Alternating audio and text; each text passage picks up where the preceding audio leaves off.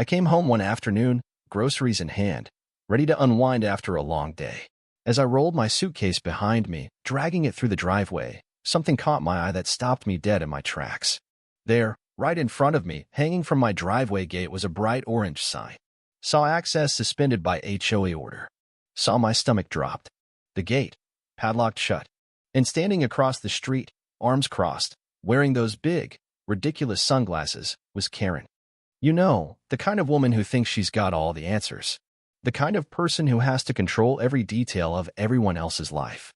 And there she was, sipping on some lukewarm kombucha, acting like she owned the whole block. As if this wasn't my property, my home. She looked at me and, without missing a beat, said loud enough for the whole street to hear, "Guess you should have painted that gate beige like we asked." That moment hit me like a punch to the gut. The audacity, the nerve. My heart was racing, but I kept it together. I tried to lift the gate. No luck.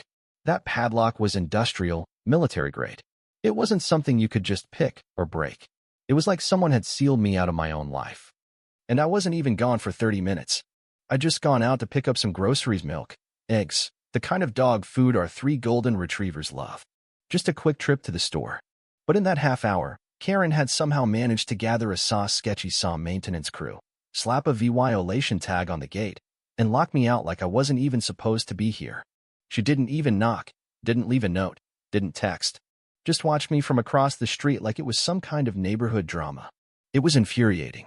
I tried calling the HOA hotline. Of course, it went straight to voicemail. Then I called the emergency line, and guess what? Sorry, this number is no longer in service. Meanwhile, my dogs were inside, barking their heads off, probably eating things they weren't supposed to, and I'm stuck standing outside, feeling like an idiot. It was like a scene straight out of some sitcom, but this was real life, and it wasn't funny. It was maddening. I climbed over the side fence and let myself into my own property, still fuming. My wife, Ashley, came out holding our daughter in one arm and a banana in the other. I told her what happened. She blinked, stared at me, and then just said, flatly, "I'm going to jail today." I laughed, but it wasn't funny. I assured her she wouldn't, because I had a better plan. Karen wanted a fight? She was about to get one. I went over to her house, knocked on the door, and waited. When she opened it, she didn't even look surprised to see me. She was probably rehearsing this moment for weeks in her head. I'm sure of it. Sunglasses on, clipboard in hand, the perfect HOA president. I asked her why she thought she had the right to padlock my gate. She looked at me, smirked, and said, "It's community standards. Your gate was out of code. You were warned." I told her she was trespassing. She just laughed. And then it hit me. This wasn't about a gate color. This was about power. She wasn't just trying to enforce some silly rule. She was trying to show me who was boss. And she wanted a reaction. Well, she was going to get one. I went to the garage, dusted off my old welding gear, and waited until the next morning. I didn't sneak around in the dead of night like some petty vandal. I did it in broad daylight. I set up my welding cart, grabbed a cup of coffee, and went to work. I welded the padlock shut. I welded the hinges. I welded the handles together. I turned that gate into part of the fence. One solid, unmovable piece of metal. And Karen came out halfway through, mouth agape like she was witnessing a war crime. She called 911, of course. Told them I was tampering with community infrastructure. The police arrived, 2 officers I actually knew from the station down the road. I explained the whole situation to them, showed them the property deed, the video footage from my Ring cam of Karen padlocking the gate. And they just laughed. One of them chuckled and said, "This is the dumbest thing I've seen all week." Karen tried to argue, but when the officer asked her if she had permission to alter my property, she went silent. They gave her a warning and left. But that wasn't the end. Oh no, not by a long shot.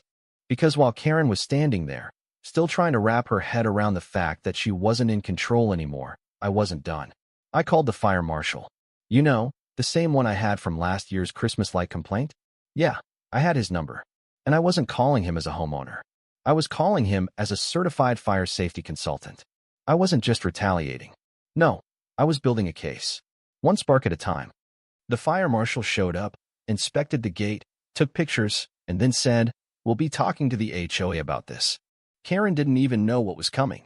She was still pacing on her lawn, talking on the phone, probably calling every number in her Karen Rolodex. But the fire marshal wasn't the only problem Karen had now. She started getting complaints from the neighborhood, ridiculous complaints. First came the fines for things like wind chimes and flower pots. Then, someone pretending to be a city inspector showed up at our door. He had a clipboard, an attitude, and no credentials. He was trying to inspect our property, pretending to be an official. But we weren't stupid. We asked for ID, and when he couldn't prove why he left. And that's when we knew it wasn't just petty complaints anymore. It was something much worse. We started digging into Karen's records, and what we found was disturbing. Over 70 violations filed in just a year. Most of them connected to a fake email account, some shadow HOA she created. Karen wasn't just some overzealous neighbor. She was running a racket. A system where she made up rules and fines as she went along. And the worst part? She had a family member running a fake inspection business. I reached out to a journalist I knew from college, Claudia, who specialized in community corruption. At first, she didn't believe me, but once I showed her the footage, the fake fines, the fraudulent inspections, she was in. The story aired a few days later, and it blew up. People started waking up. The whole neighborhood was buzzing. Karen's empire started crumbling. But she didn't go down without a fight. She tried to sue. Tried to get that welded gate removed. She even filed a formal complaint with the HOA, but it was too late. The new board members, under pressure from the city, held an emergency meeting and voted to freeze all enforcement actions. Karen's reign was over. Her house went up for sale not long after that. She loaded up her belongings herself. No one came to help her. And no one said goodbye. We didn't need to. The moment she left, it was like the weight of the whole neighborhood lifted. We were free.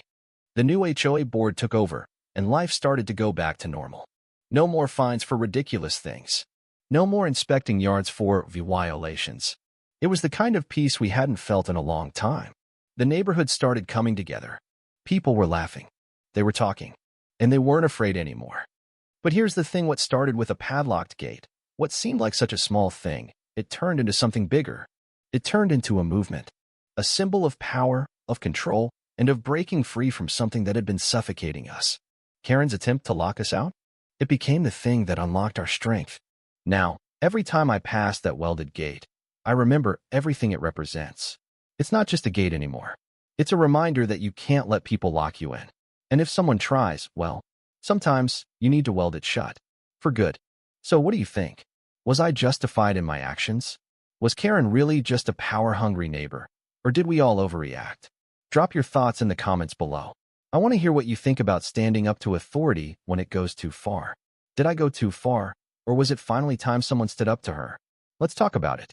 Thank you for taking the time to listen to today's story on Store of Good Stories. If this story touched your heart or made you think, don't forget to hit like and share the video to spread this positive message to more people.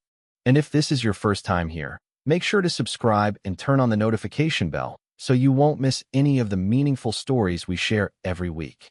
Your support is the biggest motivation for Store of Good Stories to keep bringing heartfelt and valuable stories to you. See you in the next video.